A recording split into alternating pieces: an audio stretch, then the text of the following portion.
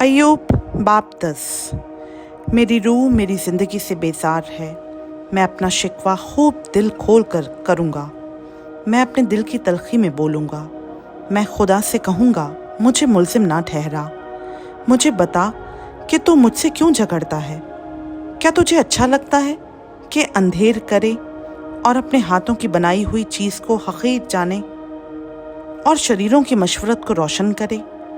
क्या तेरी आंखें गोश्त की हैं, या तू ऐसे देखता है जैसे आदमी देखता है? क्या तेरे दिन आदमी के दिन की तरह और तेरे साल इंसान के अयाम की मानंद हैं कि तू मेरी बदकारी को पूछता और मेरा गुनाह ढूंढता है?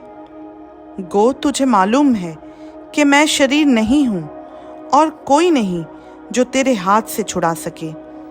तेरे ही हाथों ने मुझे बनाया और सरासर जोड़कर कामिल किया, फिर भी तू मुझे हलाक करता है। याद कर कि तूने गुंदी हुई मिट्टी की तरह मुझे बनाया, और क्या तू मुझे फिर खाक में मिलाएगा? क्या तूने मुझे दूध की तरह नहीं उंडेला और पनीर की तरह नहीं जमाया? फिर तूने मुझ पर चमड़ा और गोश्त चढ़ाया और हड्डियों और नसों से मुझे जोड़ दिया। तूने मुझे जान बख्शी और मुझ पर करम किया, और तेरी निगहबानी ने मेरी रूह सलामत रखी। तो भी तूने ये बातें अपने दिल में छुपा रखी थीं। मैं जानता हूँ कि तेरा यही इरादा है कि अगर मैं गुनाह करूँ तो तू मुझ पर निगरान होगा और तू मुझे मेरी बदकारी से बरी नहीं करेगा। अगर मैं बदी करूँ तो मुझ पर अफसोस, अगर मैं सादिक बनूँ तो भी अपना सर नहीं उठाने का, क्योंकि मैं रुसवाई से भरा हूँ और अपनी मुसीबत को देखता रहता हूँ।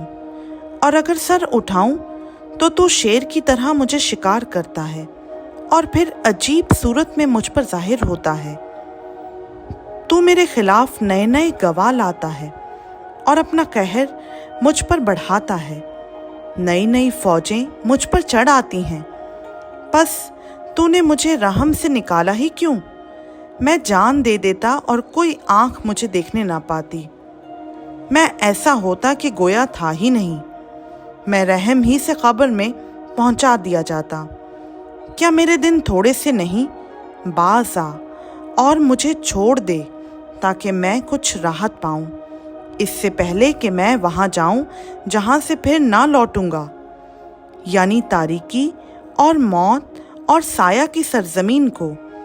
गहरी तारीकी की सरजमीन जो खुद तारीकी ही है, मौत के साया की सरजमीन जो बेतरतीब है, और जहाँ रोशनी भी ऐसी है जैसी तारीकी। खुदा उनका पाक कलाम का पढ़ा, सुना, समझा और कबूल किया जाना हम सबों के लिए बाइस से बरकत हो। आमीन।